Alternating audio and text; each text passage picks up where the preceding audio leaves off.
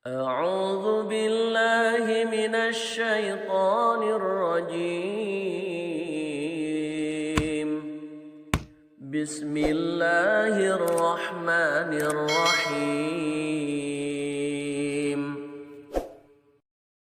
Assalamualaikum warahmatullahi wabarakatuh. Alhamdulillah, nahmaduhu wa nasta'inuhu wa nastaghfiruh wa na'udzu billahi min shururi anfusina wa sayyiati a'malina. May yahdihillahu fala mudilla lahu wa may yudlil fala hadiya lahu. Asyhadu an la ilaha illallah wa la syarika lahu wa asyhadu anna Muhammadan abduhu wa rasuluhu la nabiyya ba'dahu. Ya ayyuhalladzina amanu taqullaha haqqa tuqatih wa la tamutunna illa wa antum muslimun. Ya ayyuhan nasu taqu rabbakum alladzi khalaqakum min nafsin wahidatin wa khalaqa minha zawjaha wa bassa minhuma rijalan katsiran wa nisaa'a wattaqullaha alladzi tasaaluna bihi wal arham innallaha kana 'alaykum raqiba. Amma ba'du fa inna asdaqal hadits kitabullah wa khairal hadi Muhammadin sallallahu alaihi wasallam. Syarrul umuri muhdatsatuha wa kullu muhdatsatin bid'ah wa kullu bid'atin dhalalah wa kullu dhalalatin finnar. Ayo ikhwah wal akhwat fillah wa iyyakum ajmain. Alhamdulillah, segala puji hanya milik Allah Subhanahu wa taala yang sampai saat ini Allah Subhanahu wa taala masih memberikan kepada kita nikmatnya berupa iman, berupa Islam, berupa nikmat sehat, berupa nikmat waktu luang, sehingga Allah Subhanahu wa taala berikan kemudahan bagi kita berjalan menuju masjid ini untuk atau dalam rangka menuntut ilmu syar'i. Dan ini merupakan nikmat yang sangat besar, nikmat yang sangat agung yang Allah Subhanahu wa taala berikan kepada kita semua. Salawat dan salam semoga senantiasa tercurahkan kepada Nabi kita Muhammad sallallahu alaihi wasallam, pada keluarganya, sahabatnya, dan tidak lupa kita sebagai umat sampai kiamat kelak. Tema kita pada siang hari yang berbahagia ini adalah berkaitan dengan masalah ikhlas. Sebuah kata yang mungkin sering kita dengar, ya.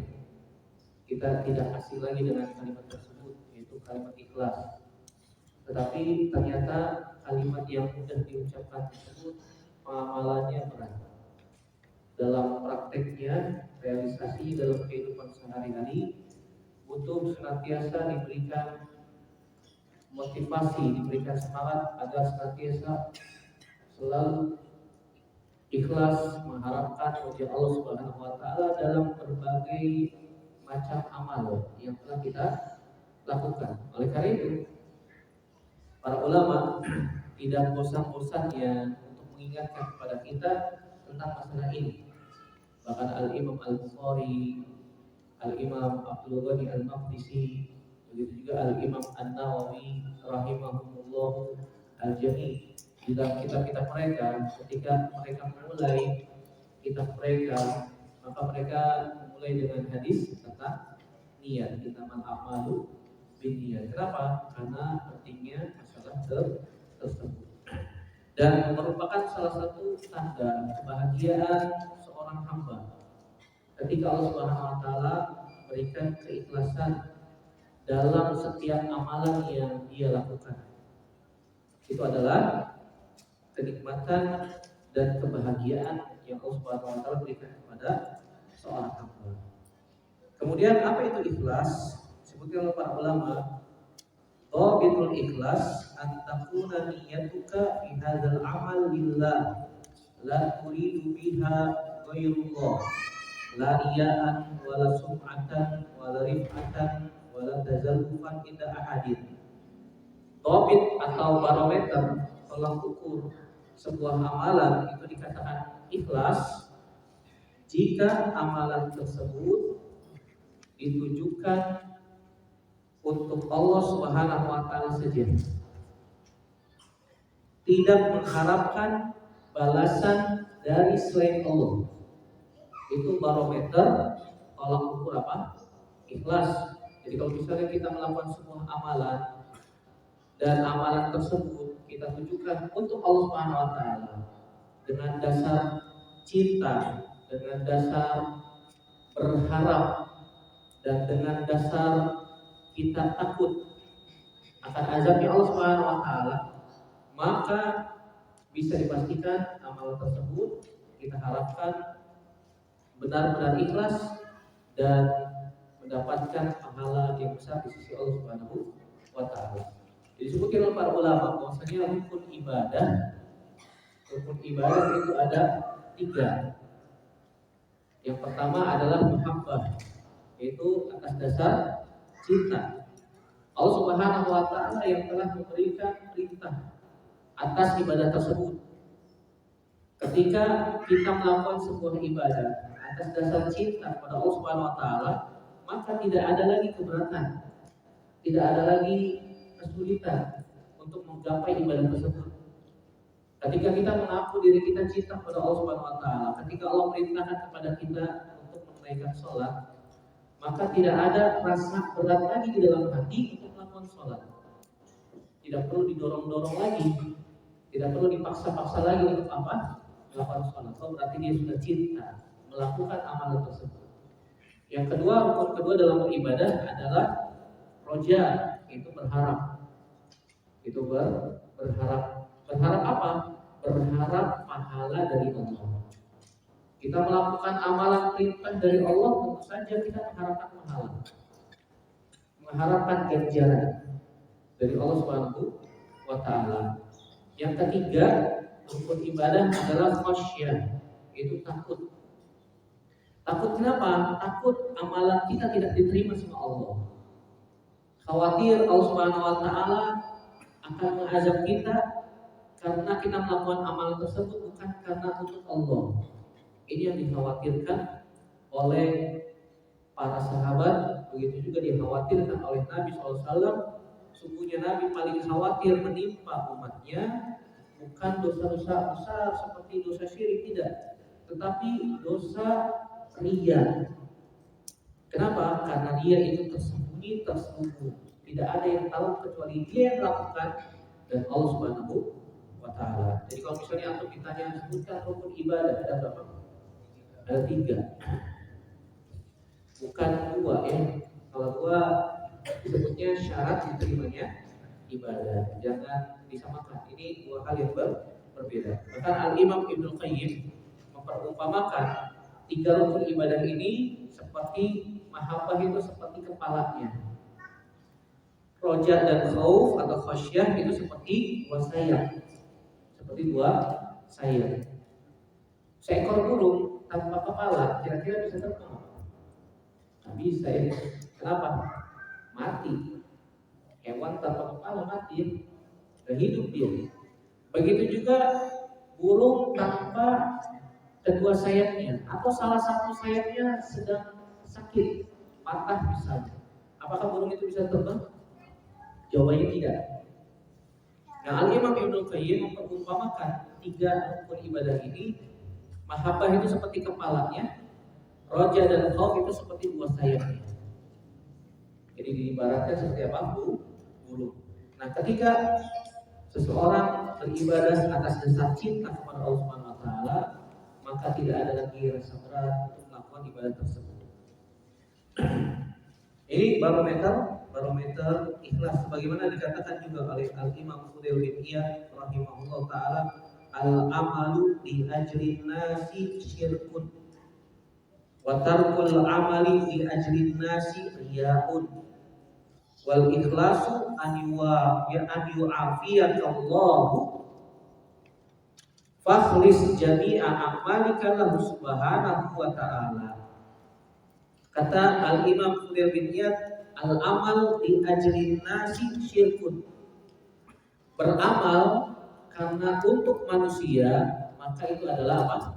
Kesyirikan. Wal amalu li ajlin nasi riyaun. Ada amal li ajlin nasi syirkun, wa tarkul amal li ajlin nasi riyaun. Dan meninggalkan amal karena manusia itu disebutnya apa? Riya. Dia melakukan amalan karena manusia disebutnya apa? Syirik. Meninggalkan amalan karena manusia ria.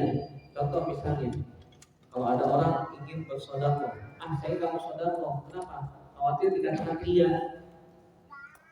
Berarti dia meninggalkan amal karena manusia, maka itu dianggapnya apa? Dianggapnya ria. Jadi nggak boleh kita gak usah beramal lah, amalnya dianggap ini dan begitu, salah. Kata Nabi SAW apa? I'malu fakullun muyassarun lima khuliqalahu. Beramalah kalian karena semuanya akan dimudahkan berdasarkan takdirnya masing-masing. Jadi kita nggak boleh meninggalkan amal juga. Karena anggapan apa? Anggapan bahwasanya khawatir nanti ria. Sebagaimana dikatakan para ulama, meninggalkan amal karena manusia, maka itu jatuhnya apa? Ria. Apa asal dari ikhlas? Jadi pembahasan kita dibagi menjadi beberapa poin. Tadi sudah disebutkan tentang kewajiban ikhlas dalam Islam. Bahwasanya Islam itu memerintahkan, memotivasi hambanya untuk senantiasa ikhlas. Kemudian poin yang kedua, amalan apa saja yang diwajibkan untuk ikhlas di dalamnya. Amalan apa saja yang diwajibkan untuk ikhlas di dalamnya. Maka disebutkan oleh para ulama bahwasanya amalan yang diwajibkan untuk ikhlas di dalamnya adalah seluruh ibadah yang zahir maupun yang batin. Seluruh amalan yang zahir, ibadah yang zahir seperti apa contohnya? Banyak ya. Apa contohnya? Sholat nampak jelas orang ketika sholat kelihatan. Apalagi Pak? Umroh, apalagi umroh. Sekampung orang tahu zakat. Apalagi haji. Sampai diapain? Dipanggil Pak Haji. Kan begitu ya. Ini amalan-amalan zahir yang nampak kelihatan. Ada amalan-amalan yang batin. Contohnya apa? Puasa amalan batin. Amalan batin itu yang ada dalam hati. Iya. Contohnya apa? Tauhidkan Allah. Tauhidkan Allah, keyakinan di dalam hati. Dari satu sisi masuk. Dari sisi yang lain, tauhid juga ada amalan anggota badannya. Baik, contoh yang lain, tawakal, sahih. Apalagi niat di dalam hati. Apalagi tadi sudah disebutkan 3, mahabbah, khauf, roja. Itu semua amalan apa? Amalan hati, amalan batin. Jadi semua ibadah yang mencakup amalan zahir maupun amalan batin, baik perkataan maupun perbuatan, semuanya wajib untuk ikhlas mengharapkan pahala dari Allah Subhanahu wa Ta'ala. Ini disebutkan oleh Nabi SAW dalam hadis yang sahih dari Imam Bukhari dan Imam Muslim, walasta tunfiqu nafaqatan tabtagi biha wajhallah illa ujirta 'alaiha hatta luqmata tadauha fi fiyya imra'atika. Tafakkur alaihi. Kata Nabi SAW, tidaklah setiap amalan yang kau lakukan yang di dalamnya mengharapkan wajah Allah Subhanahu wa Ta'ala, illa ujirta 'alaiha, pasti akan dibalas oleh Allah Subhanahu wa Ta'ala. Amalan apa saja? Sampai kata Nabi SAW, satu suapan yang kau suapkan kepada istrimu atau ke mulut istrimu.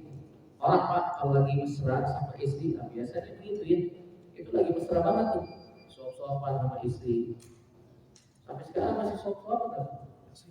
Masih, alhamdulillah. Benar ya, alhamdulillah. Berarti itu romantis luar biasa, dijaga ya. Jangan cuma pas pengantin baru doang. Iya. Ketika udah anak 4, 5 tetap dijaga untuk menjaga keharmonisan rumah tangga. Sampai suapan yang kita suapkan kepada istri kita, mulut istri kita, maka itu ada pahalanya di sisi Allah Subhanahu wa Ta'ala. Makanya Nabi SAW mengatakan apa? La tahkiranna minal ma'rufi syai'an walau antalqa akhaka biwajhin talqin. Jangan sepelekan amal sedikit pun juga, walaupun hanya sekedar apa? Senyum di hadapan saudara kita. Senyum bayar nggak? Gratis, tis. Orang bilang kan begitu, nggak bayar. Tetapi kita hanya apa?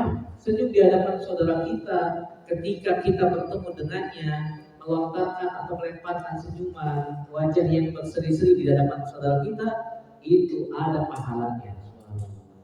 Amalan yang ringan tapi berbuah apa? Pahala. Makanya dalam Islam tidak boleh kita bertemu dengan saudara kita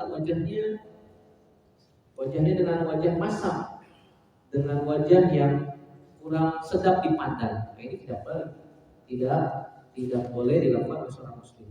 Jadi amalan yang wajib di dalamnya mengandung keikhlasan adalah setiap amalan yang zahir maupun yang batin, baik perkataan maupun perbuatan. Kalau perkataan gimana Ustaz? Perkataan dengan perkataan yang baik, seorang dinilai akhlaknya itu baik atau tidak bisa dilihat dari perkataannya. Tinggal kita lihat perkataannya. Kalau dia setiap kalimat yang terlontar dari lisannya perkataan yang baik, kita bisa langsung ambil kesimpulan ini orang baik. Berarti hatinya apa? Hatinya bersih, tidak ada penyakit di dalamnya. Berbeda dengan orang yang perkataannya perkataan dulu, bahkan ketika bertemu dengan saudaranya ada saja kalimat-kalimat yang menyakiti hati saudaranya. Berarti di dalam hatinya ada apa? Penyakit. Bisa jadi penyakit yang kronis yang perlu diterapi dengan baik. Kemudian pengertian ikhlas tadi sudah disebutkan bahwasanya setiap amalan yang ditujukan hanya kepada Allah Subhanahu wa Ta'ala saja, maka ini adalah ikhlas. Bukan karena ingin dilihat orang, bukan karena ingin didengar oleh orang, bukan karena kita menginginkan kedudukan, bukan karena kita menginginkan apa? Menginginkan pujian dari manusia. Kemudian yang poin yang keempat adalah asarul ikhlas, dampak ikhlas. Disebutkan oleh para ulama perkataan Nabi Shallallahu Alaihi Wasallam dalam hadis yang sahih dari Imam Bukhari dan Imam Muslim.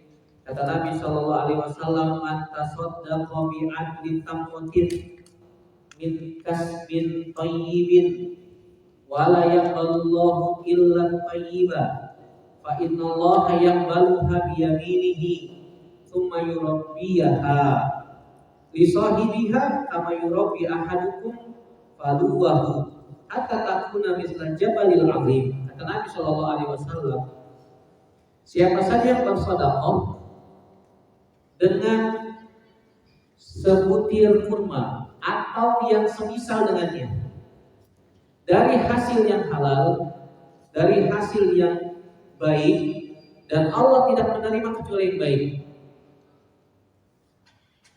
Sesungguhnya Allah Subhanahu wa Ta'ala kemudian menerima dengan tangan kanannya. Ini menunjukkan Allah memiliki apa? Tangan. Cuma nggak boleh dibayangkan ya, tangan Allah seperti apa Ustaz? Nggak boleh. Kita wajib mengimani Allah punya tangan. Tapi bagaimana tangannya Allah? Allah menerima sedekah kita dengan tangan kanannya. Summa yurabbiha. Kemudian Allah Subhanahu wa Ta'ala mengembangkan sedekah kita untuk kita, sebagaimana seseorang memelihara seekor anak kuda, kemudian dipelihara oleh dia sampai kuda itu menjadi besar. Allah Subhanahu wa Ta'ala memelihara sedekah kita sampai sedekah kita diapakan? Dilipat gandakan oleh Allah Subhanahu wa Ta'ala. Sebagaimana dalam surat Al-Baqarah ya, bahwasanya Allah Subhanahu wa Ta'ala akan melipat gandakan menjadi berapa? 700 kali lipat. Sampai sedekah kita itu kata Nabi SAW misal jabalil azim, seperti gunung yang sangat besar. Ini dampak keikhlasan. Kita bersedekah dengan sedekah yang ringan, sedekah yang mungkin kita anggap sepele, mungkin kita anggap sedikit, tetapi bagi Allah Subhanahu wa Ta'ala itu sangat besar. Allah mengatakan dalam surat Al-Baqarah, "Wallahu yudha'ifu liman yasha." Allah Subhanahu wa Ta'ala membiarkan berdasarkan kehendak Allah Subhanahu wa wa ta'ala. Allah wasi'un alim. Allah Maha luas dan Allah Maha mengetahuinya. Disebutkan perkataan Al-Imam Abdullah bin Mubarak, seorang imam Pak yang luar biasa, seorang yang alim, seorang yang thiqah, terpercaya, kredibilitasnya tidak diragukan lagi. Bahkan termasuk salah satu perawinya Imam Bukhari dan Muslim, Al-Imam Abdullah bin Mubarak rahimahullah ta'ala. Beliau orangnya zuhud, beliau orangnya dermawan, beliau orangnya pemberani, dan bahkan beliau adalah orang yang kaya, ulama yang kaya dan dermawan. Beliau Abdullah bin Mubarak, beliau mengatakan, rubba amalin sagirin tu'allimuhun niyatu wa rubba amalin kabirin tusagiruhun niyatu. Betapa banyak amalan yang kecil bisa menjadi besar karena niatnya. Betapa banyak amalan yang besar bisa menjadi kecil karena niatnya. Antum datang ke sini harus diluruskan niatnya untuk apa? Kan begitu ya. Antum datang dari rumah bersusah payah datang ke sini. Antum datang ke sini pasti ada usaha. Saya yakinin gak gampang, gak mudah. Apalagi di waktu siang-siang. Begitu juga cuacanya mendukung. Untuk apa? Untuk tidur. Kan begitu ya. Sudah cuacanya adem, siang-siang begini, habis makan siang, kenyang. Ini waktu yang cocok untuk apa? Istirahat. Tetapi antum datang ke sini, antum bela-belain datang ke sini, ajak istri, ajak anak, ajak keluarga, subhanallah, untuk duduk di majelis ilmu. Makanya para ulama mengatakan duduk di majelis ilmu termasuk jihad. Termasuk jihad fisabilillah. Harus diluruskan niatnya. Begitu juga misalnya antum seorang pegawai, seorang karyawan yang setiap hari melakukan rutinitas bekerja dari rumah menuju kantor, bekerja di kantor selama 8 jam. Ketika antum niatkan dari rumah menuju ke kantor untuk mencari nafkah untuk anak dan istri, maka setiap menit, setiap detik yang antum lakukan di kantor berbuah pahala. Apa yang membedakan? Niatnya.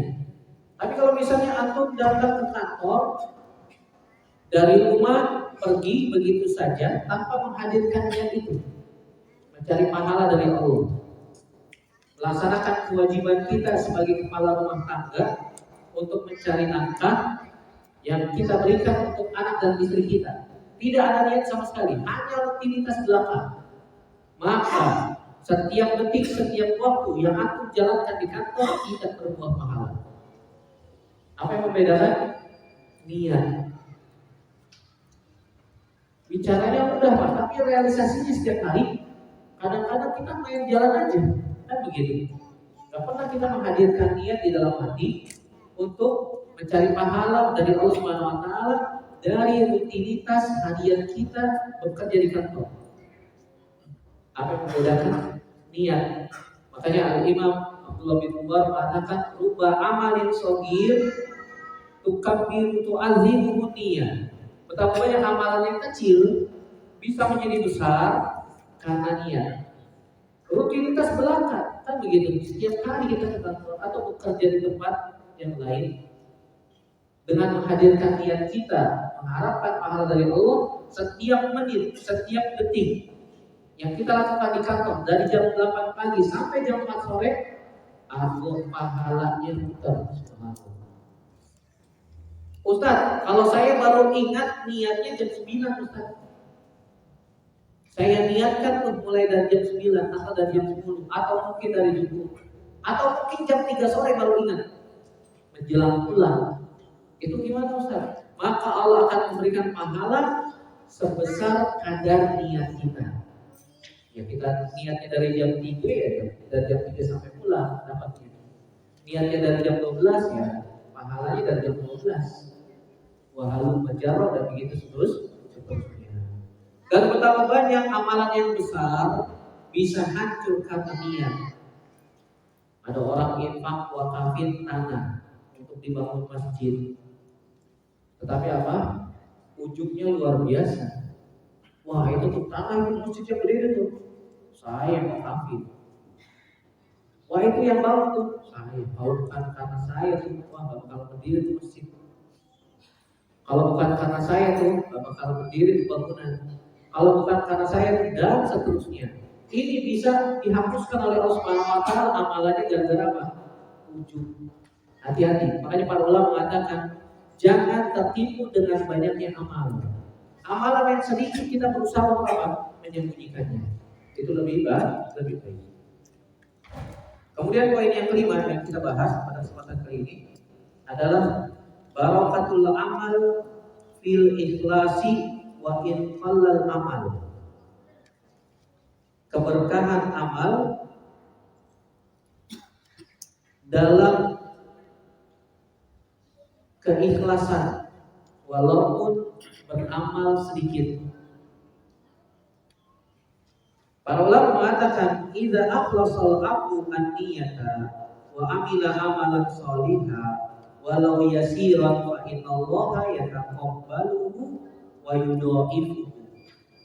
Apa keberkahan amal jika kita ikhlas? Maka Allah akan mengembangkannya menjadi pahala yang besar. Itu namanya berkah, Pak. Berkah itu artinya kata para ulama ziyadatul khair wa subutuhu. Ziyadatul khair wa subutuhu itu namanya apa? Berkah. Bertambahnya kebaikan dan tetapnya kebaikan itu ada pada kita. Itu berkah. Ada orang kerja gajinya sebulan 2 juta. Rumah 1, kontrak bulan. Istri 1, anak 3, contoh saja. Tinggal di Jakarta. Kira-kira cukup? Anaknya sekolah dua-duanya. Yang satu masih kecil. Contoh saja ya. Kalau ada yang kebetulan pas di antara seperti itu ya dimaklumi ya. Kira-kira cukup apa? Menurut hitungan matematika kita, satu kepala tinggal di Jakarta 500.000 kali 5, 2.500.000 minimal. Minimal ya, minimal. Secara matematika tidak apa? Kontrak sebulan 700 sampai 1 juta. Sisa uangnya 1 juta. Bayar listrik, bayar air.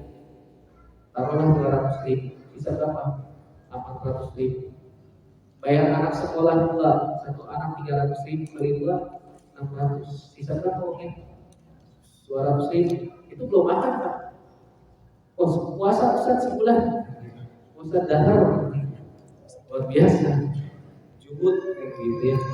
Secara matematika kita ada berapa? Tidak ada. Secara hitungan matematika kita. Tetapi Allah Subhanahu wa taala memberikan kepada hati hamba-Nya tersebut keikhlasan. Dia beramal, bekerja karena Allah Subhanahu wa taala. Dia beramal, bekerja, mencari pahala dari Allah Subhanahu wa taala. Sehingga Allah Subhanahu wa taala memberikan keberkahan dari hartanya tersebut. Secara matematika uang segitu nggak cukup, tetapi qadarullah dia masih hidup Pak, sampai hari ini. Bisa makan, alhamdulillah. Walaupun tidak semewah orang-orang yang memiliki uang yang lebih banyak. Alhamdulillah anak sekolah lancar, nggak pernah undang. Alhamdulillah kontrakan, bayar listrik, bayar air lancar. Ini namanya apa? Berkah. Walaupun kita lihat mungkin sedikit. Atau mungkin ada teman kita, saudara kita jualan. Jualan apa Ustaz? Ya mungkin jualan buah kan, jualan pakai gerobak kan, yang penghasilannya sehari mungkin 10.000, 20.000 bersih. Tapi alhamdulillah bisa hidup. Yang harus kita yakini di sini bahwasanya setiap jiwa yang Allah Subhanahu wa taala berikan kepada seorang hamba ketika mereka masih diberikan kesempatan bernafas oleh Allah Subhanahu wa taala di muka bumi, pasti Allah berikan rezekinya. Ini harus kita yakini. Dan jangan disalahpahami ketika kita memasukkan anak kita sekolah, kemudian uang kita digunakan untuk membayar SPP mereka, uang kita akan berkurang, tidak. Bisa jadi kita diberikan rezeki oleh Allah Subhanahu wa taala karena kita memasukkan anak kita ke sekolah untuk belajar agama yang benar. Sebagaimana dibawakan oleh Al-Imam An-Nawawi dalam Riyadhus Shalihin, dan hadisnya pernah kita bahas di Masjid Al-Amanah ya, kalau salah ya. Ada dua orang saudara, dua kakak adik, yang satu bekerja berdagang, yang satu lagi belajar kepada Nabi SAW. Kemudian yang bekerja ini mengadu kepada Nabi SAW, ya Rasulullah, ini saudara saya enak sekali nih, dia belajar terus kepada Anda, sedangkan saya mati-matian banting tulang, keras keringat, tulang dibanting-banting.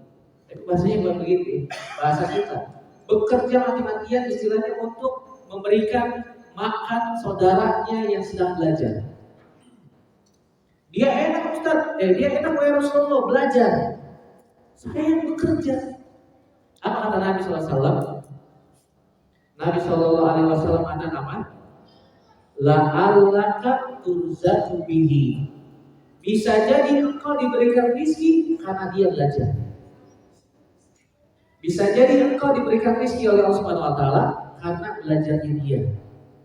Jadi ketika kita memasukkan anak kita ke sekolah, pesantren, mengeluarkan uang yang tidak sedikit ya, jangan dianggap bahwasannya itu sia-sia atau mengurangi uang kita, tidak dari Allah.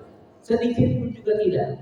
Bisa jadi kita diberikan rezeki oleh Allah Subhanahu wa taala karena kita memasukkan mereka ke sekolah-sekolah yang mengajarkan akidah yang benar. Sebagaimana kata Nabi SAW, la'allaka turzaqu bihi. Bisa jadi engkau diberikan rezeki oleh Allah Subhanahu wa taala karena dia belajar. Dia sedang belajar, sedang berjihad di jalan Allah Subhanahu wa taala, kemudian senantiasa mendoakan kita. Mendoakan keberkahan atas harta kita dan seterusnya. Bisa jadi seperti itu. Begitu juga Nabi SAW mengatakan, innakum lan tamuta hatta tastakmila rizqukum. Sesungguhnya di antara kalian tidak akan diwafatkan oleh Allah Subhanahu wa taala sampai Allah sempurnakan rezekinya. Selama kita masih hidup, selama kita masih bernafas, yakinlah Allah kasih rezeki untuk kita. Cuma pertanyaannya, kita mau usaha atau tidak? Kan begitu ya. Terkadang ada saudara-saudara kita yang hanya fokus pada satu titik saja. Kita fokus lagi.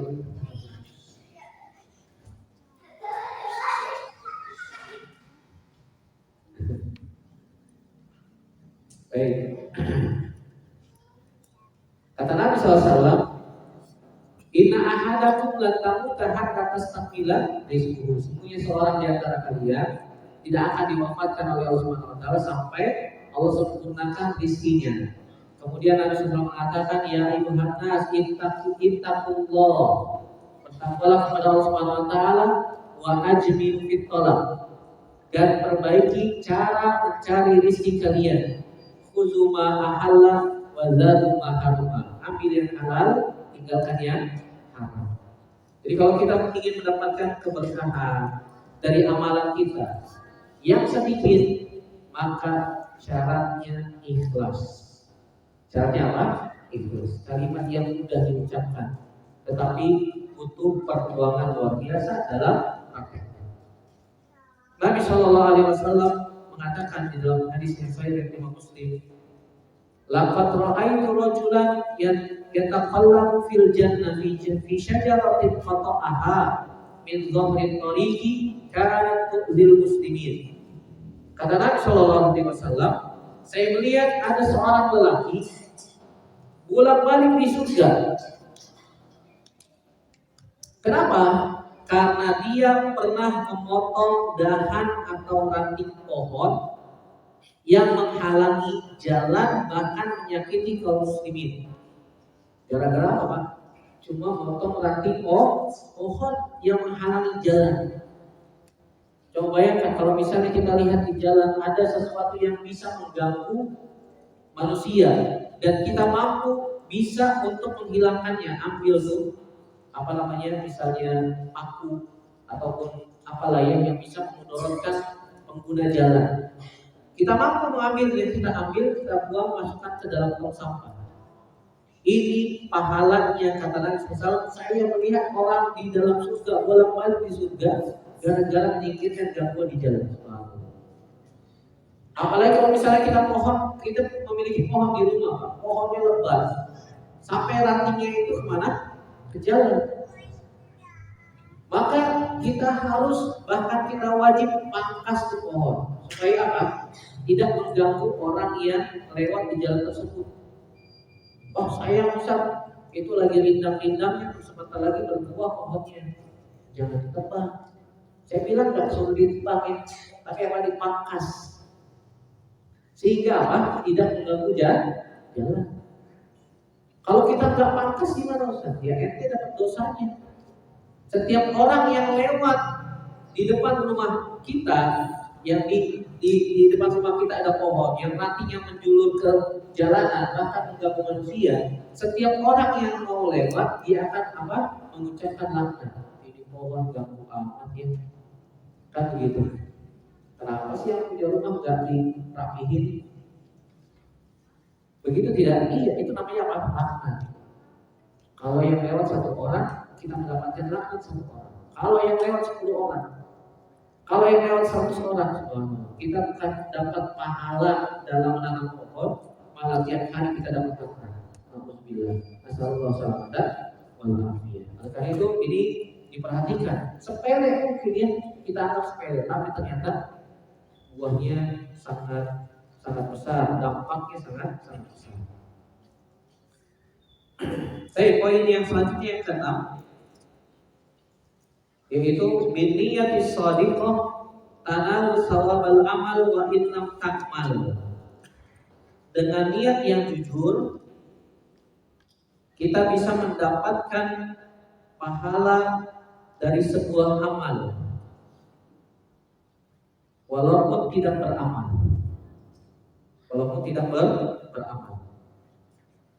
Maksudnya gimana? Sebagaimana dalam sebuah hadis dari sahabat Jabir bin Abdullah radhiyallahu ta'ala anhu mengatakan, kunna ma'an Nabi sallallahu alaihi wasallam fi ghazatin. Kami pernah bersama Nabi SAW dalam sebuah peperangan. Faqala, kemudian Nabi SAW mengatakan, inna bil Madinah la rijalan masirtum masiran walaqattum wadiyan illa kanu ma'akum habasahumul marad. Wa fi riwayatin illa syarakukum fil ajr. Rawahu Muslim. Kata Nabi SAW, sungguhnya di Madinah, Nabi SAW sedang berjalan dari Madinah menuju sebuah peperangan. Dalam sebuah riwayat yang disebutkan perang Uhud. Tahun keberapa? Tahun ketiga Hijriah. Sungguhnya di Madinah, dalam riwayat yang disebutkan bukan perang Uhud ya, apa? Perang Badar. Perang apa? Perang Badar. Tahun keberapa? Tahun kedua Hijriah. Sungguhnya di Madinah ada sekelompok orang yang tidak berjalan seperti berjalannya kita menuju medan jihad. Wala qata'tum wadiyan, dan juga tidak melewati lembah-lembah, kecuali mereka ditahan karena sakit. Disebutkan dalam beberapa riwayat kisah Utsman bin Affan radhiyallahu anhu. Ketika Utsman bin Affan radhiyallahu anhu ingin ikut perang Badar, sebenarnya bukan perang ya. Nabi SAW hanya ingin mencegah kafilahnya Abu Sufyan untuk mengambil hak kaum muslimin yang diambil oleh orang-orang kafir Quraisy. Karena ketika itu Abu Sufyan membawa barang-barang yang sangat banyak, tapi penjaganya sedikit. Ini perang Badar. Nabi SAW tidak ada niat perang sama sekali, tetapi Allah Subhanahu Wa Taala atur sedemikian rupa sehingga terjadi peperangan. Nah di situ Utsman bin Affan sudah mau ikut Nabi SAW, tetapi ternyata di pertengahan perjalanan Nabi mendapatkan kabar Ruqayyah, istrinya Utsman bin Affan sakit parah. Sehingga apa yang terjadi? Nabi SAW perintahkan Utsman bin Affan untuk pulang merawat istrinya. Yang pada Allah ternyata dari sakitnya tersebut Ruqayyah meninggal dunia. Radhiyallahu ta'ala anha dari sakit tersebut. Nabi SAW mengatakan sesungguhnya ada seorang yang tidak mengikuti kalian jihad, tapi dapat pahala seperti kalian di Madinah. Karena apa? Karena niatnya sudah mau ikut apa? Jihad, tetapi tertahan karena merawat orang sakit, atau karena dia tiba-tiba apa? Sakit, atau karena dia tidak jadi berangkat karena terhalang dengan usul yang lain. Seperti misal contohnya antum sudah biasa melakukan sholat malam, contoh seperti itu. Tiba-tiba antum di suatu hari sakit, sehingga untuk melakukan sholat malam antum terhalang karena sakit, tidak melakukannya.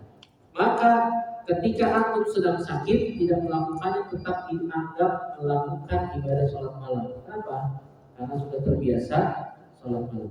Begitu juga ada orang yang senantiasa membaca Al-Quran atau senantiasa bersedekah, tiba-tiba di suatu waktu terhalang karena sakit ataupun karena usul yang lain. Maka karena sudah terbiasa melakukan itu, maka tetap dianggap melakukan apa yang sudah menjadi kebiasaan dia. Nah, ini pentingnya kata Nabi Shallallahu Alaihi Wasallam, ahabul amali ilallah adwamuha wa in qallat. Sungguhnya amalan yang dicintai oleh Allah Subhanahu Wa Taala adalah yang paling dawam walaupun sedikit. Kemudian pembahasan selanjutnya yaitu samaratul ikhlas, buah dari keikhlasan. Para ulama mengatakan al-amalu sholih la yaqbalu illa bil ikhlas wa biduni ikhlasin yuradul amal walau kasra. Amal soleh tidak diterima kecuali dengan ikhlas. Jadi sudah kita sebutkan ya, syarat diterimanya amal soleh ada berapa? Ada dua. Yang pertama apa? Ikhlas. Yang kedua ittiba. Ikuti contoh Nabi SAW. Dan dua-duanya harus berjalan beriringan bersama. Tidak boleh hanya salah satunya saja. Saya ikhlas saja Ustaz, belum bisa mengikuti contoh Nabi SAW, maka tidak diterima. Saya udah mengikuti contoh Nabi SAW Ustaz, tapi kadang-kadang ia muncul dan dia tidak melawannya, maka sama saja tidak diterima. Sampai kata Udail bin Iyad, hatta yakuna mukhlisan shawaban, sampai amalan itu ikhlas dan sesuai dengan contoh Nabi Shallallahu Alaihi Wasallam, sebagaimana Allah katakan, dia meluakum ayyukum ahsan amala. Allah Subhanahu Wa Taala menguji kalian mana di antara kalian yang amal yang paling ahsan. Amalan yang paling ahsan adalah yang memenuhi dua syarat tadi, yaitu ikhlas dan contoh Nabi Shallallahu Alaihi Wasallam. Wa biduni ikhlasin yuradul amal walau qasr. Dan tanpa adanya ikhlas maka amalan akan ditolak walaupun amalan itu banyak. Walaupun dia mengamalkan amalan-amalan yang banyak, akan ditolak oleh Allah Subhanahu Wa Taala karena tidak ikhlas. Sebagaimana ini janjinya iblis. Iblis pernah berjanji kepada Allah Subhanahu Wa Taala, diabadikan dalam surat Shad ayat 82 sampai 83. Allah Subhanahu Wa Taala mengabadikan perkataan iblis, yang mana iblis pernah mengatakan, "Fabi izzatika la ughwiyannahum ajma'in illa ibadaka minhumul mukhlasin." Kata iblis, demi keperkasaanmu ya Allah. Ya, iblis bersumpah ya, bersumpah dengan keperkasaan Allah. Dia mengakui tauhid rububiyah. Dia mengakui yang menciptakan segala sesuatu Allah. Dia mengakui itu. Tetapi dia apa? Membangkang perintah Allah Subhanahu Wa Taala. Kata iblis, "Fabi izzatika, demi keperkasaanmu ya Allah, la ughwiyannahum ajma'in." Pasti aku akan benar-benar menyesatkan mereka semuanya. Di dalam ayat ini iblis bersumpah dengan 3 sumpah. Satu dengan 3 taukid penekanan. Satu dengan qasam, itu dengan sumpah. Iblis mengatakan fabi izzatika. Al-qasam yufidu taukid. karena sumpah itu memberikan faidah penekanan. Yang kedua, iblis menggunakan huruf lam. La ughwiyannahum. Ada lam di depannya. Lam di situ adalah lam waqi'atun lil amr, yufid taukid. Lam yang fungsinya seperti perintah dan maknanya adalah penekanan. Yang ketiga, dengan nun taukid, dengan nun yang bertasydid. La ughwiyannahum. Ada 3 taukid di situ. Ada 3 penekanan yang dikatakan oleh iblis. Dia mengatakan la ughwiyannahum ajmain. Demi keperkasaanmu ya Allah, pasti aku akan benar-benar menyesatkan mereka semua. Maksudnya manusia ya. Kemudian beliau mengatakan illa ibadaka minhumul mukhlasin. Iblis mengatakan kecuali hamba-hambamu yang ikhlas. Hamba-hamba Allah yang ikhlas tidak bisa disesatkan oleh iblis. Nah, ini keutamaan atau buah keikhlasan, maka dia tidak bisa disesatkan oleh iblis yang pertama. Kemudian buah ikhlas yang kedua, al-mukhlisu mahfuzun bi hifdzillahi minal isyani wal makarih. Orang yang ikhlas akan terjaga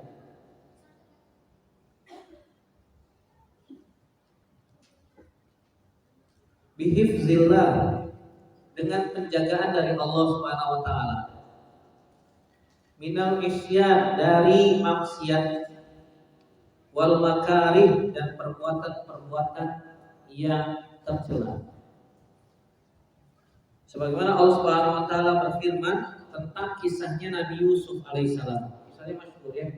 Kisah Nabi Yusuf alaihissalam. Ketika Nabi Yusuf sudah berada di dalam kamar berduaan dengan seorang wanita cantik jelita, berduaan di kamar, pintu-pintu sudah tertutup, wa ghallaqatil abwab, pintu-pintu sudah tertutup, tak ada orang yang lihat kecuali siapa? Allah Subhanahu wa taala. Kemudian wanita itu pun sudah ingin melakukan perbuatan buruk kepada Nabi Yusuf alaihissalam. Kalau bukan karena penjagaan Allah Subhanahu wa taala, jadi. Karena Allah Subhanahu wa taala katakan, walaqad hammat bihi wa hamma biha. Si wanita itu suka sama Nabi Yusuf juga suka sama wanita itu. Sama-sama suka. Walaqad hammat bihi wa hamma biha laula an ra'a burhana rabbi. Kalau bukan karena petunjuk dari Allah, pasti jadi. Kemudian Allah mengatakan linasrifa anhu su, kadzalika linasrifa anhu su wal fahsya. Itulah karena beliau Nabi Yusuf alaihissalam adalah orang yang dijaga oleh Allah Subhanahu wa taala, kami palingkan dia dari perbuatan buruk dan maksiat tersebut. Akhirnya Nabi Yusuf melihat ada kesempatan, pintu terbuka, langsung lari. Ternyata dikejar oleh wanita itu, ditarik bajunya dari belakang, sehingga bajunya apa? Robek. Ketika sudah terbuka pintu, ternyata di depan pintu ada siapa? Ada suami si wanita itu. Kata wanita tersebut apa? Dia yang melakukannya. Langsung ambil apa? Langsung ambil kesimpulan. Langsung dia membuat statement, pernyataan. Dia yang melakukan. Kata para ulama, ini tandanya wanita cerdas, Pak. Ketika dihadapkan pada situasi yang darurat, dia bisa langsung mengambil tindakan. Cepat mengambil tindakan. Itu tanda wanita cerdas. Beda sama wanita yang loading dulu gitu ya. Gitu ya. Nah, beda gitu ya. Nah, wanita ini ternyata istrinya dari seorang gubernur di Mesir tersebut. Imro'atul Aziz, yaitu istrinya seorang gubernur. Dia mengatakan dia yang melakukan. Kemudian ada seorang saksi yang mengatakan bahwasanya kita lihat bajunya yang robek. Mana bajunya yang robek? Kalau misalnya bajunya robek dari arah depan, berarti yang salah siapa? Nabi Yusuf alaihissalam. Kalau ternyata bajunya yang robek di belakang, maka yang melakukan adalah wanita tersebut. Dan ternyata dicek bajunya Nabi Yusuf yang bagian belakang yang robek. Innahu min kaidikun. Ternyata ini perbuatan kamu.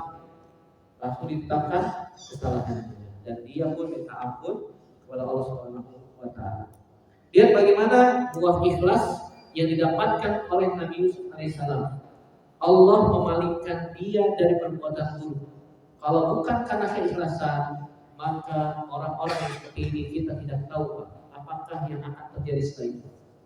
Bahkan disebutkan juga oleh para ulama tentang kisah seorang nabi itu atau seorang ulama ahli ibadah yang banyak orang-orang suka padanya, wanita-wanita pada suka padanya karena wajahnya ganteng, tampan dan seterusnya. Bahkan mereka berusaha untuk menggoda laki-laki tersebut. Sampai suatu hari ada seorang wanita, istri dari petinggi negeri tersebut, ingin menggodanya, ingin menjebaknya. Sehingga dibuatlah skenario agar dia datang ke rumah wanita tersebut. Akhirnya datang ke rumahnya dan ternyata beliau dijebak di dalam sebuah ruangan yang sudah terkunci. Di dalamnya ada seorang wanita yang ingin berbuat buruk kepadanya. Apa yang dia ancam, kalau kamu tidak berbuat sesuatu pada saya, maka saya akan membunuh kamu. Atau dengan ancaman yang semakna dengannya. Akhirnya apa yang terjadi? Dia berpikir, wah ini bahaya. Ini bisa menjatuhkan seseorang dari perbuatan dosa besar. Dan dia seorang abid, seorang ahli ibadah yang dekat kepada Allah Subhanahu wa taala. Akhirnya dia minta izin, boleh saya sholat dulu 2 rakaat? Boleh, silahkan. Akhirnya dia wudhu kemudian sholat 2 rakaat. Di dalam sholat itu dia memohon kepada Allah Subhanahu wa taala pertolongan. Dan ternyata dia mendapatkan ide. Apa idenya? Setelah sholat selesai, tiba-tiba perutnya hendak buang air besar. Minta izin ke WC. Dari situ dia mendapatkan ide. Kotorannya semua dibalurkan ke seluruh tubuhnya. Masya Allah.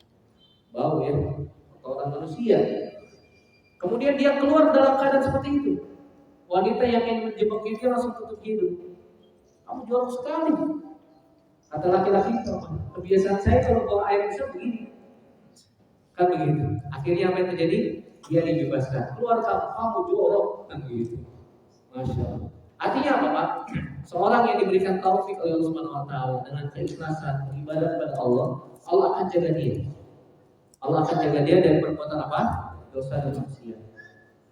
Yang ketiga, buah dari keikhlasan adalah rif'atud darajat.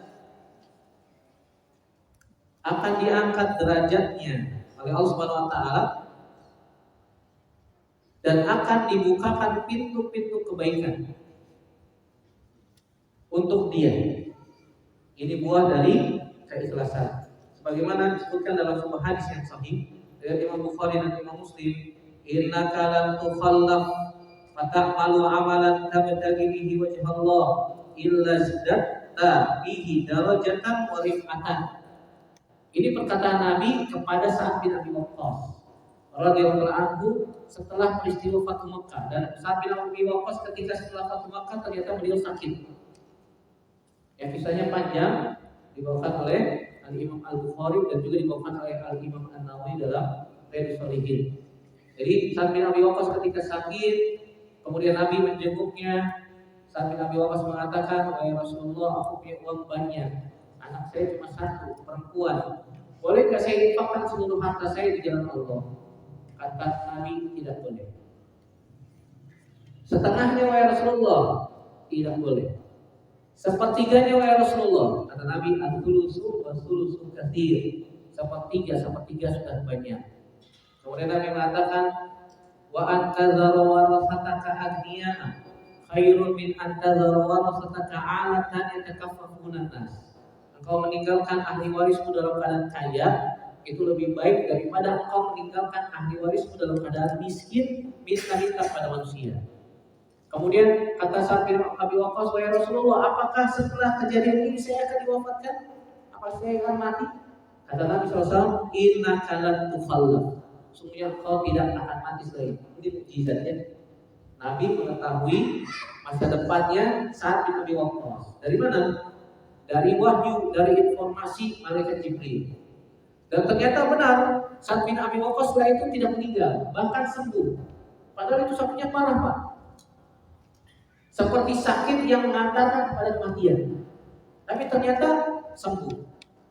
Kemudian kata Nabi SAW, "Fata malu amalan, tabtagi bihi wajh Allah." Kemudian engkau akan melakukan sebuah amalan, yang amalan tersebut mengharapkan wajah Allah, maka Allah Subhanahu wa taala dengan tanganmu Allah akan memberikan kebaikan yang banyak untuk kaum muslimin, illa zadta bihi darajatan wa rifatan.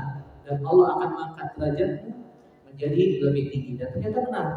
Dengan tangannya Sa'ad bin Abi Waqqas pada masa khilafah Abu Bakar Siddiq, pada masa khilafah Umar bin Khattab radhiyallahu anhum ajma'in, Sa'ad bin Abi Waqqas berhasil bersama sahabat-sahabat yang lain memperluas wilayah Islam. Masya Allah.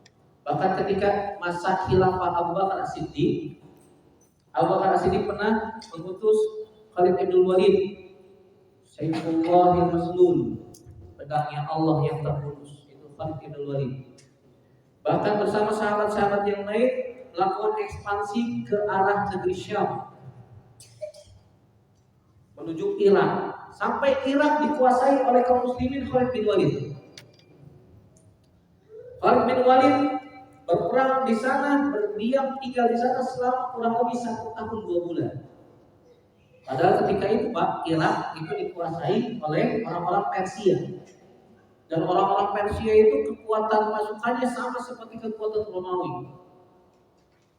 Pada zaman Nabi saja kekuatan mereka itu sampai 100.000 pasukan.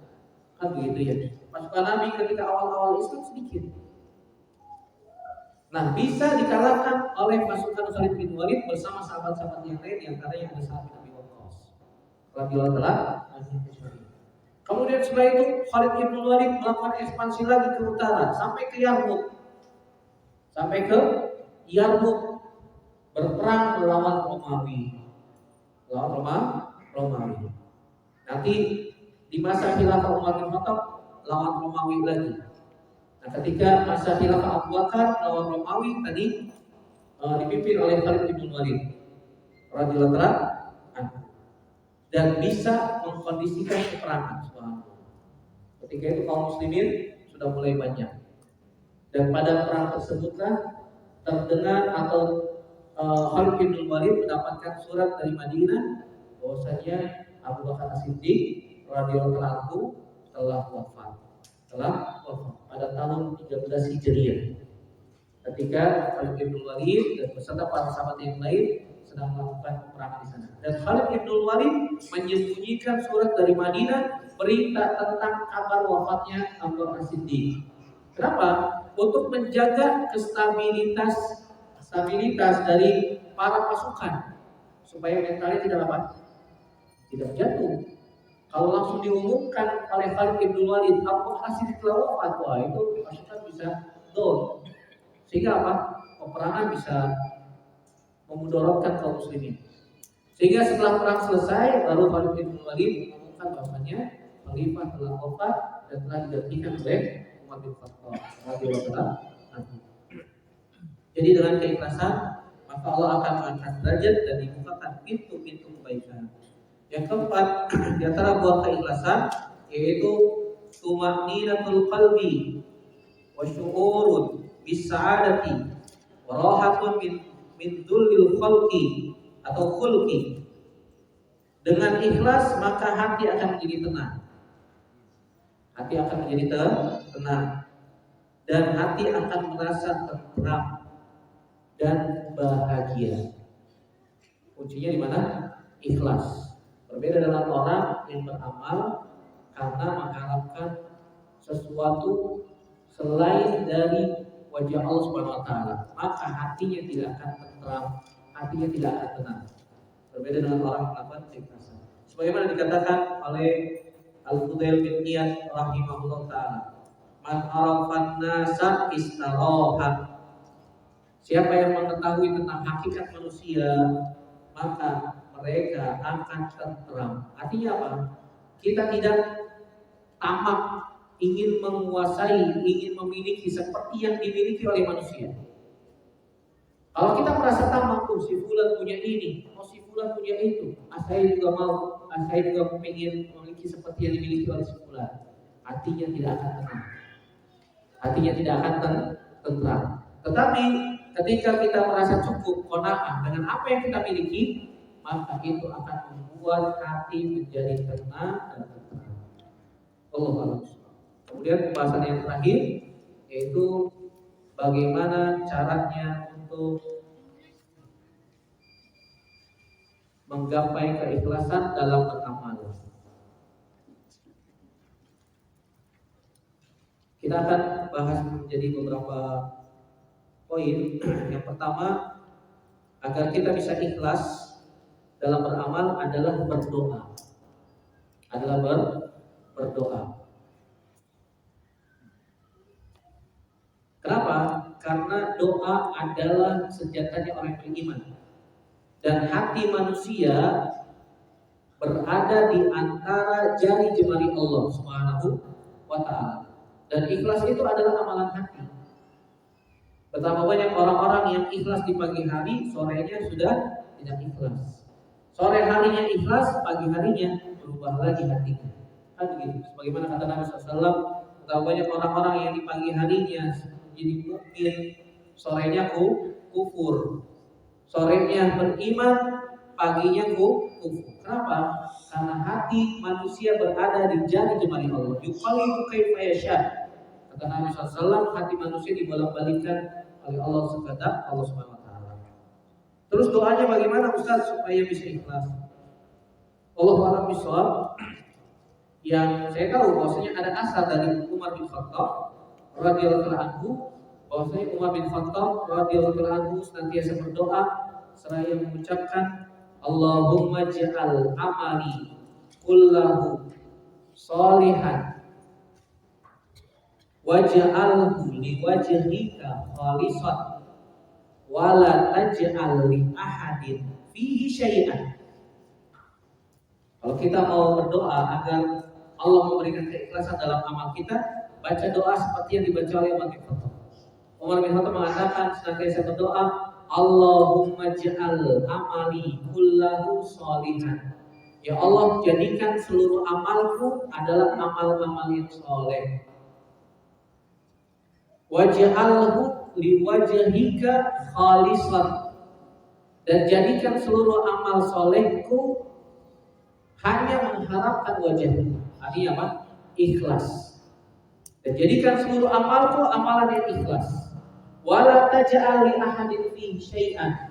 Dan jangan jadikan amalanku mengharapkan selain wajahmu atau selain Allah Subhanahu wa taala. Ini doa yang dibaca oleh Umar bin Khattab radhiyallahu anhu.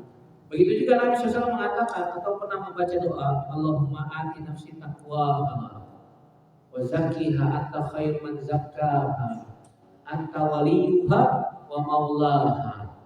Allahumma inni a'udzubika min ilmin la yanfa' wa min nafsin la tashba' wa min qalbin la yakhsha wa min da'watin la yustajabu laha. Nabi SAW senantiasa berdoa minta kepada Allah Subhanahu wa taala. Dan kalau Nabi SAW berdoa demikian, kita pun berusaha untuk menghafalkannya. Allahumma ati nafsi taqwaha. Ya Allah, berikan jiwa ini ketakwaannya.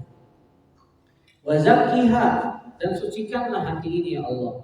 Anta khairu man zakkaha. Engkaulah sebaik-baik yang mensucikan hati ini. Anta waliyuha wa maulaha. Engkaulah yang memiliki hak. Engkaulah yang memiliki pengaruh yang besar terhadap ketakwaan di dalam hati dan kekhusyuannya. Kemudian Nabi SAW berdoa minta perlindungan dari 4 hal.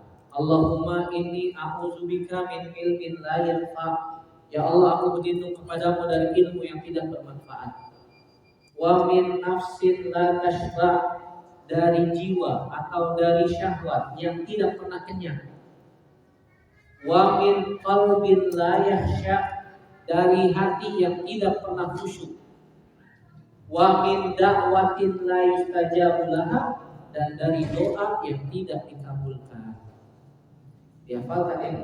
Sudah apa? Alhamdulillah. Belum apa Ustaz? Ya sudah, nanti dicari doanya. Di punya Ustaz Yazid ada ya. Doa dan zikir ya, doa dan wirid. Nah, di punya Ustaz Yazid ada. Atau bisa cari atau baca, hafalkan dan dibaca. Dibaca di mana Ustaz? Di waktu-waktu dikabulkannya doa, ketika sujud, ketika sebelum salam, atau di sepertiga malam terakhir, atau ketika sedang berpuasa, atau di waktu-waktu dikabulkannya doa. Ini yang pertama, itu berdoa supaya kita diberikan keikhlasan. Yang kedua, itu supaya bisa menggapai keikhlasan adalah ikhfaul amal, menyembunyikan amal.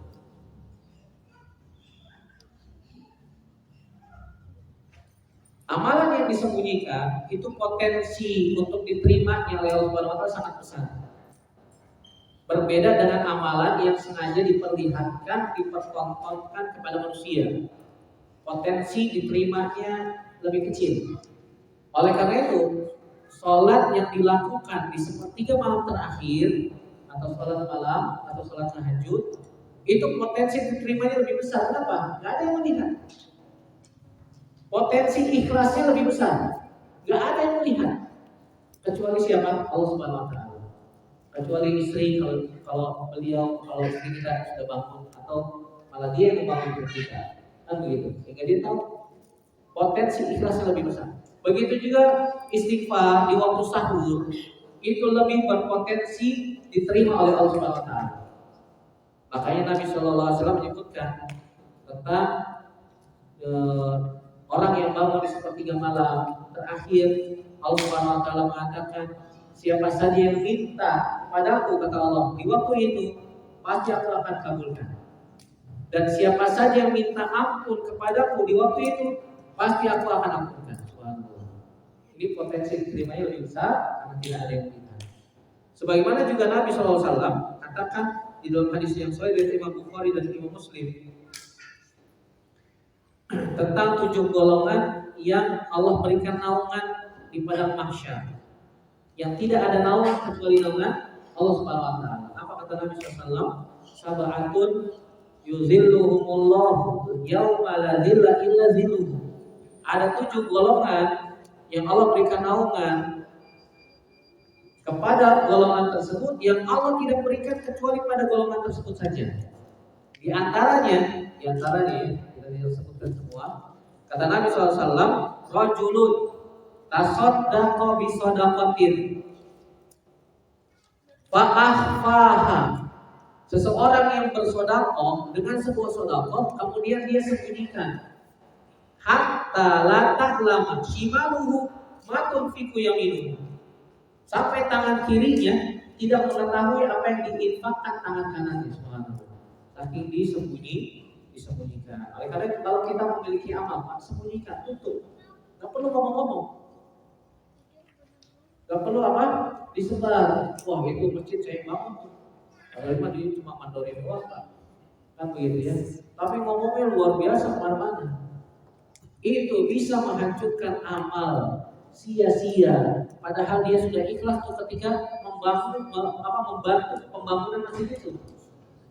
Dia sudah meluangkan waktunya, meluangkan pikirannya, bagaimana supaya dengan dana yang ada bisa cukup membangun masjid sampai tuntas selesai, sampai finishing. Ternyata setelah selesai dia ngomong-ngomong, subhanallah. Sama saja dia menghancurkan, menghilangkan, menghapuskan amalannya sendiri. Makanya kata Allah apa? Dalam surat Al-Baqarah, ya ayyuhalladzina amanu, wahai orang-orang yang beriman, la tubtilu shadaqatikum bil manni wal adza. Kata Allah Subhanahu wa taala, wahai orang-orang yang beriman, jangan batalkan sedekah kalian dengan man. Apa itu man? Mengungkit-ungkit perbuatan baik. Nah, ini bahaya ya. Bisa menghapuskan apa? Amal.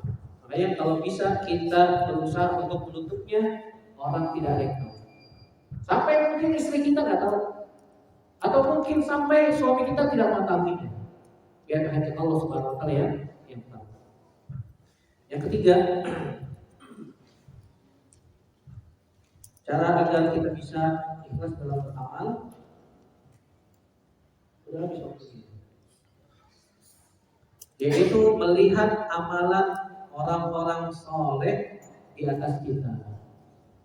Melihat amalan orang-orang soleh di atas kita yang sudah tiada, yang sudah tidak ada.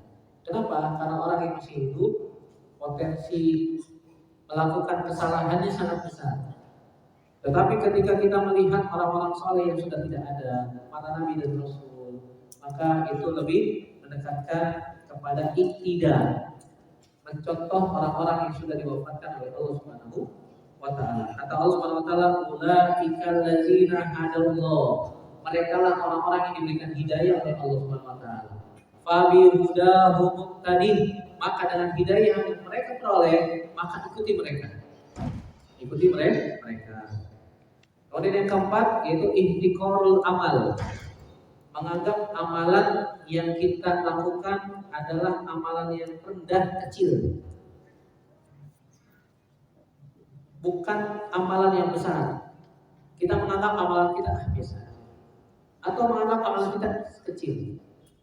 Jangan dibesar-besarkan. Kenapa? Kalau kita membesar-besarkan amal, khawatirnya ujub. Khawatirnya amalannya malah dihapus. Khawatirnya Allah malah memasukkan kita ke dalam neraka sebab ujub dari amal kita. Alhamdulillah. Sebagaimana perkataan Sa'id bin Jubair. Sa'id bin Jubair pernah mengatakan, dakhala rajulun al-jannah bi maksiatin. Ada seseorang masuk ke dalam surga karena maksiat yang dia lakukan. Wa dakhala rajulun an-nar bi hasanatin. Ada seseorang masuk ke dalam surga karena sebab perbuatan baik yang dia lakukan.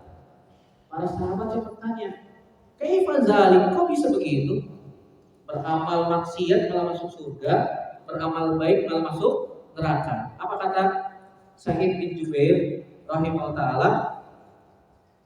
Amila rajulun maksiatan famazala khaifan min iqabillahi min tilkal khati'ah falaqiyallaha faghfara lahu min khaufihi minhu ta'ala. Seseorang yang berbuat maksiat kemudian dia takut kepada Allah Subhanahu wa taala, akhirnya apa? Taubat. Taubat dengan taubatan nasuha yang jujur, yang ikhlas. Sehingga Allah tutup umurnya dalam keadaan dia sedang bertaubat. Kemudian dia berjumpa dengan Allah dalam keadaan seperti itu, dan Allah ampuni dosa-dosanya karena dia takut kepada Allah Subhanahu. Akhirnya dimasukkan ke dalam surga. Dan seseorang yang melakukan amalan baik, famazala mu'jiban biha, tapi dia senantiasa ujub, tapi dia senantiasa bangga diri, sombong terhadap amalannya tersebut, sampai Allah Subhanahu wa taala menutup umurnya dalam keadaan dia sombong. Falaqiyallahu biha fa adkhalahu an-nar. Kemudian Allah Subhanahu wa taala pun memasukkan dia ke dalam neraka karena sebab amalannya, karena dia ujub, karena dia sombong. Nah, ini perlu diperhatikan agar kita jangan sampai ujub dalam beramal, menganggap amalan yang kita lakukan sia-sia atau sedikit atau rendah atau kecil, atau kita tutup sekalian sehingga orang tidak tahu. Ini lebih mendekatkan kepada keikhlasan. Yang kelima, kita ringkas saja, langsung kita sebutkan, yaitu takut tidak diterimanya amal. Takut tidak diterimanya amal ini bisa menguatkan kepada keikhlasan.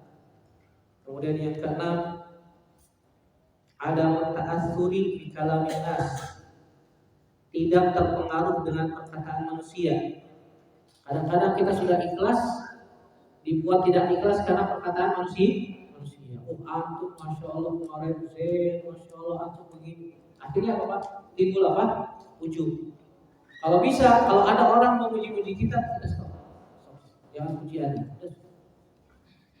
Kasih isyarat. Udah cukup. Antum berlebihan.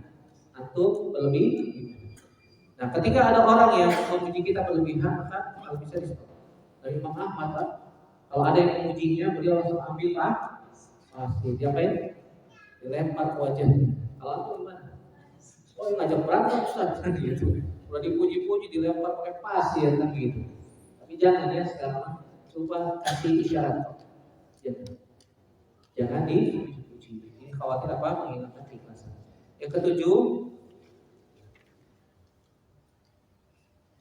mengingat kematian, bahwasanya nanti kita di dalam kubur sendirian. Ini bisa menguatkan keikhlasan dalam beramal.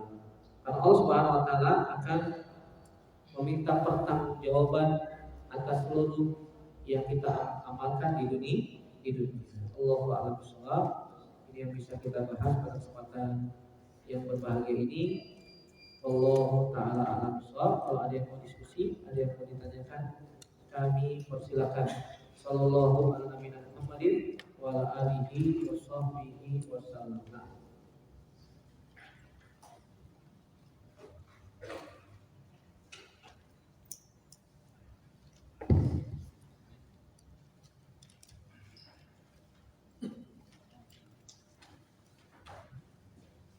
Fadol silakan. Yang kedua ada terkait doa, apakah boleh berdoa dengan menggunakan bahasa Indonesia? Iya. Baik, bismillah, alhamdulillah, wassalamu ala rasulillah wa ala alihi wa sahbihi ajma'in. Terkait berdoa dengan menggunakan bahasa Indonesia, apakah boleh? Maka secara umum kita katakan boleh. Apalagi kalau di luar sholat ya, di luar sholat. Tapi alangkah baiknya, alangkah bahasa bagusnya, kalau kita berdoa di dalam sholat menggunakan teks aslinya. Menggunakan teks aslinya ketika sedang sujud atau ketika sebelum salam. Tapi kalau kita nggak hafal gimana Ustaz? Ya sudah, fattaqullaha mastata'tum. Bertakwalah kepada Allah semampu kita. Atau kita mencari waktu-waktu yang lain yang di luar sholat untuk berdoa, di antara azan dan qomat. Kata Nabi SAW, doa bainal azan wal iqamah la turad. Doa antara azan dan iqamah tidak ditolak oleh Allah Subhanahu wa taala. Atau ketika sedang melakukan siam atau puasa, maka kita berdoa kepada Allah Subhanahu wa taala dengan bahasa Indonesia, maka tidak ada masalah, maka dibolehkan. Allahu taala a'lam bishawab. Tapi kalau mau lebih utama tadi berdoa sesuai dengan apa yang diajarkan oleh Nabi SAW. Nabi berdoa ini, maka kita berusaha untuk mengikuti. Dan ini lebih mendekatkan kepada iktida bisunnati Nabi Sallallahu Alaihi Wasallam. Ini lebih mendekatkan kepada ittiba, mengikuti contoh Nabi Sallallahu Alaihi Wasallam. Walaupun secara hukum boleh ya kita berdoa dengan bahasa Indonesia. Dan ingat, berdoa meminta yang masuk akal. Para ulama di antara doa yang tidak dikabulkan, minta doa-doa yang tidak masuk akal. Contohnya gimana? Ya Allah, berikan saya sayap agar saya bisa terbang. Nah, ada manusia bersayap, mintanya masuk akal, kan begitu ya. Dan seterusnya. Allah a'lam. Nah, apa tuh? Ada lagi? Ya.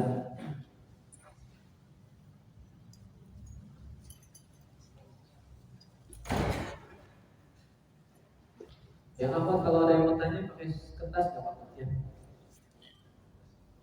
Bismillah. Izin bertanya Ustaz. Pada Ustaz.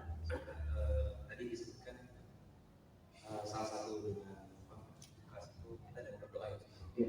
Jadi pertanyaan saya untuk merealisasikan ya dalam rangka ibadah Ustaz. Saat tadi ada contoh untuk dalam bekerja ya. Mungkin kita kadang-kala sering lupa itu dalam rangka disebutkan seperti itu. Apakah misalnya dari kita berdoa Bismillahirrahmanirrahim dan seterusnya itu sudah dianggap kita dalam rangka Mengiaskan ya. apakah itu cukup atau ada doa yang kita belum tahu? Baik. Waalaikumsalam. Pertanyaan yang bagus ya. Berkait tentang niat sebelum berangkat melaksanakan rutinitas harian seperti bekerja. Apakah dengan membaca doa Bismillahirrahmanirrahim, la haula wala quwwata illa billah, apakah ini sudah mewakili kita mencari pahala dengan mengikhlaskan apa yang kita lakukan atau tidak? Wallahu a'lam bishawab. Semoga yang kita lakukan tersebut dengan membaca doa tadi, semoga itu bisa mewakili. Semoga sambil kita hadirkan niat. Tidak ada doa khusus, tidak ada. Yang saya tahu tidak ada doa khusus bagaimana supaya ikhlas meniatkan dalam bekerja, tidak ada. Sama seperti ibadah-ibadah yang lain, tidak ada lafaz-lafaz khusus dalam meniatkan, melafazkan niat ketika beribadah. Sampai dalam umroh dan haji pun tidak ada niat khusus, kecuali yang disebutkan oleh para ulama, di antaranya Syekh Muhammad bin Shalih Al-Utsaimin menyebutkan bahwasanya kalimat labbaik Allahumma hajjan atau labbaik Allahumma umratan ini bukan lafaz niat, tapi lafaz tersebut makomnya seperti takbiratul ihram dalam sholat, pembuka ibadah umroh atau pembuka ibadah apa? Haji, dengan mengatakan labbaik Allahumma hajjan atau labbaik Allahumma umratan. Jadi niat itu tempatnya tetap di hati. Tidak ada niat yang dilafazkan dengan lisan. Walaupun sebagian ulama, di antaranya mazhab Imam Syafi'i, sebagian murid-muridnya beliau rahimahullah taala mengatakan boleh melafazkan niat untuk menguatkan di dalam hati, dikuatkan dengan lisan. Tetapi mereka mensyaratkan tidak boleh dijaharkan. Tapi bacanya apa? Sir. Tapi ini pendapat ya, sebagian pendapat. Walaupun jumhur ulama mengatakan tidak perlu dilafazkan karena niat itu tempatnya di dalam hati. Jadi jawabannya semoga itu bisa mewakili. Makanya kalau kita keluar rumah, Pak, jangan lupa membaca doa itu. Bismillahirrahmanirrahim, tawakkaltu 'alallah la haula wala quwwata illa billah. Ini doanya anak SD. Kalau mau keluar rumah. Ada lagi doa yang lain, anak kelas SMP. Gimana doanya, Pak? Ada yang apa? Apalagi itu dari SD sampai sekarang. Bismillahirrahmanirrahim, ini a'udzubika min an adilla aw udalla aw azilla aw uzalla aw azlima aw uzlama aw ajhala aw yujhala alayya. Nah, itu aku keluar rumah anak SMP. Antum berarti belum lulus SD, masih yang begitu aja. Diganti, ditambahin, bukan hanya baca itu tapi baca juga. Ya Allah, aku memohon perlindungan kepadamu dari menzolimi orang atau dizolimi orang, melakukan kesalahan atau dituduh melakukan kesalahan, atau apa lagi? Atau aku melakukan perbuatan dosa, atau dituduh melakukan dosa. Allahumma inni a'udzubika min Allahumma inni a'udzubika min an adilla aw udalla, melakukan kesesatan atau disesatkan. Azilla aw uzalla, melakukan kesalahan atau disalahkan orang. Aw azlima aw uzlama, melakukan kezaliman atau dizalimi orang. Aw ajhala, atau aku melakukan sebuah tindakan kebodohan, atau aku dibodoh-bodohi manusia. Kadang ada orang keluar rumah, Pak, dibodoh-bodohi manusia.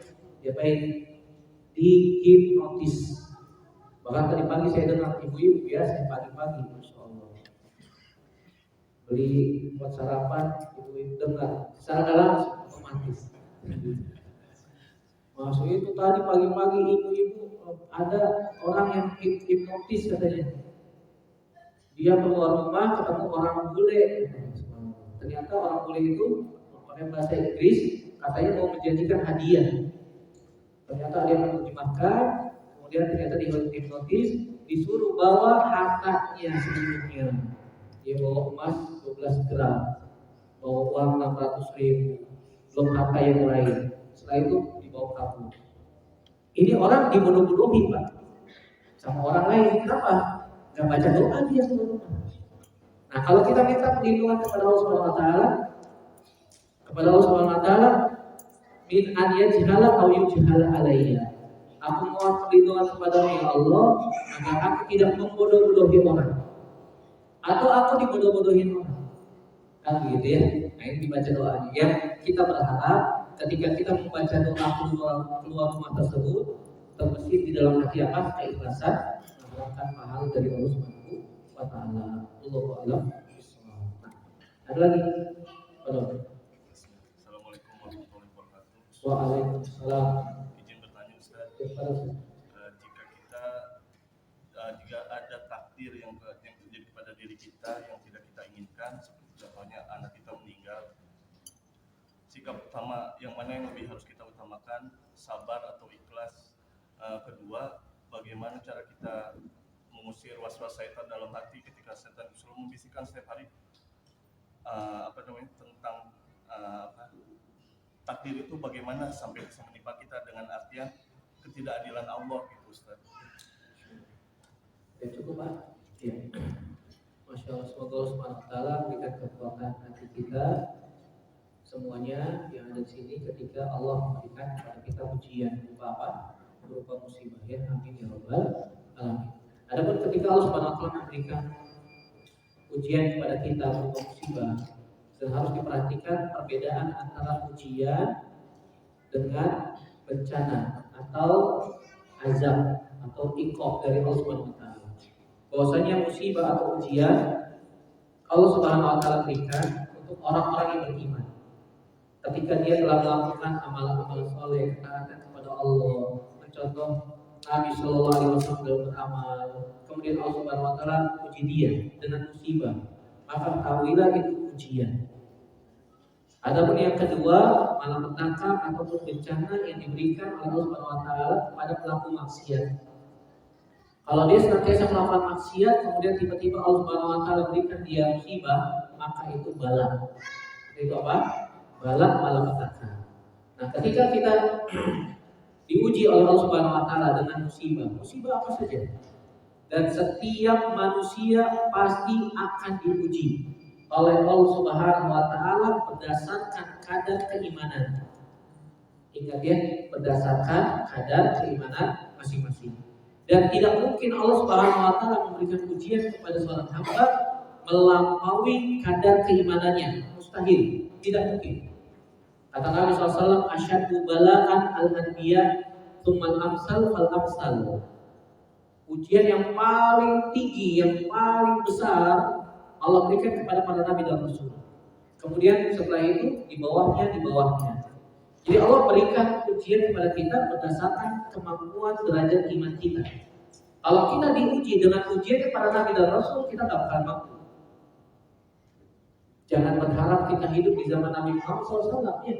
Kalau saya coba, aku bayangkan ketika saya dihidupkan oleh Allah pada zaman Nabi, saya akan menjadi seperti Abu Bakar.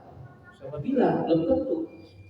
Kan begitu. Bisa jadi Abu Jahal atau Abu Lahab, nauzubillah.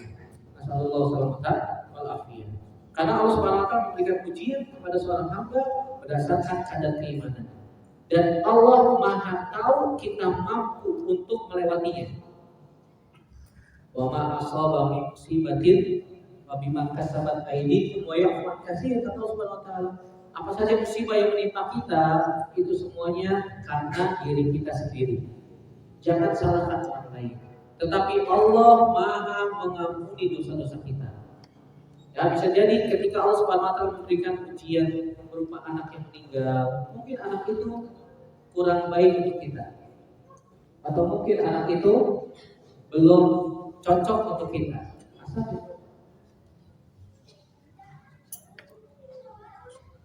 Bentar lagi, asal.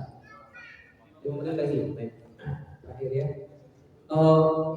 Bisa jadi itu anak belum baik atau tidak baik untuk kita. Kedepannya untuk keimanan kita ataupun yang lain. Sebagaimana kisahnya Nabi Musa dan Nabi Khidir ya. Pernah baca nggak kisahnya? Ketika Nabi Musa dan Nabi Khidir berjalan bersama, kemudian tiba-tiba Nabi Khidir membunuh seorang anak.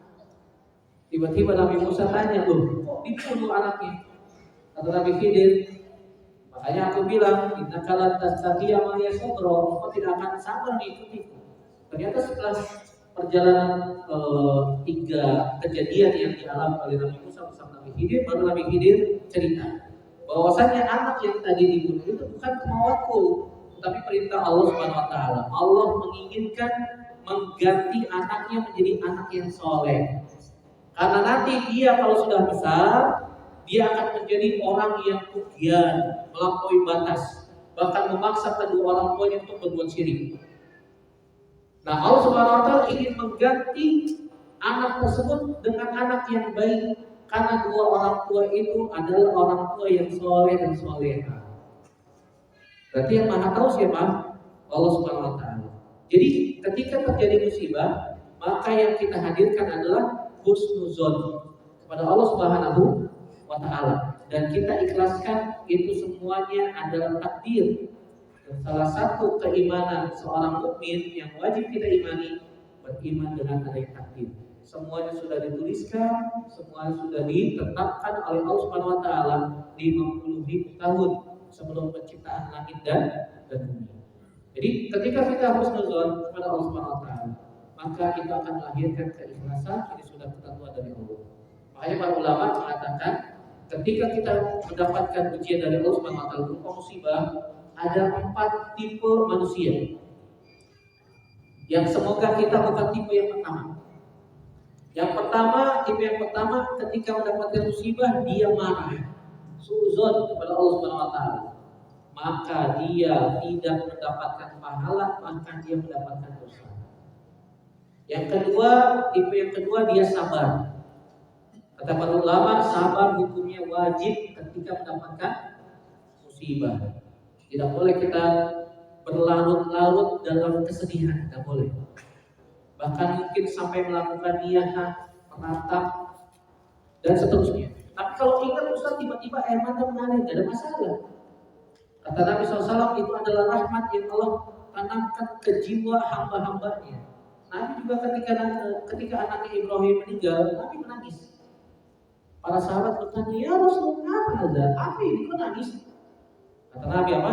Ini adalah rahmat yang Allah tanamkan kepada hamba-hambanya.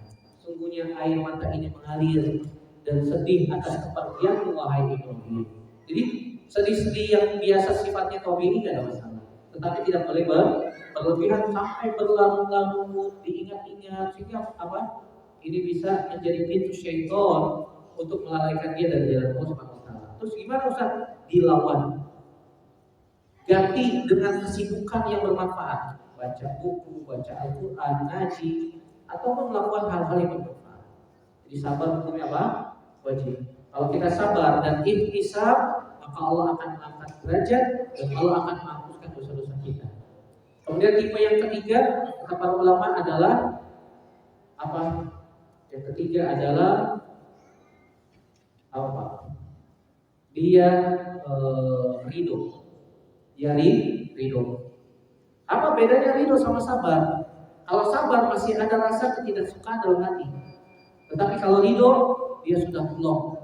Dia mengatakan qadarullah wa masya'a fa'al wa ma lam yasha' lam yakun. Ini sudah takdir Allah. Kalau Allah berkehendak akan terjadi, dan kalau Allah tidak berkehendak tidak akan terjadi. Sudah selesai. Kan begitu. Yang keempat, tingkatan yang paling tinggi bersyukur. Kalau ada musibah, alhamdulillah ala kulli hal. Berarti Allah masih sayang sama saya. Allah masih ingat sama saya. Allah ingin menghapuskan dosa-dosa saya. Allah ingin mengangkat derajat saya. Alhamdulillah. Allah masih memberikan sakit kepada saya. Ini tingkatan yang agak berat, Pak. Gak ada orang yang anaknya sakit, alhamdulillah anak saya tidak ada.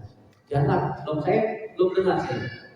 Saya belum pernah dengar demikian. Ya, semoga Allah Subhanahu wa taala memberikan kekuatan kepada hati kita untuk senantiasa sabar dan ikhlas mengharapkan pahala dari Allah atas apa yang menimpa kita dan kita amalkan. Semoga Allah Subhanahu wa taala menutup usia kita dalam husnul khatimah dan memasukkan kita semua dalam surga tanpa hisab dan tanpa azab. Amin ya rabbal alamin. Semoga bermanfaat. Aku qouli hadza wa alaihi wa lakum. Subhanallahi wa bihamdika, asyhadu an la ilaha illa anta, astaghfiruka wa atubu ilaik. Assalamualaikum warahmatullahi wabarakatuh.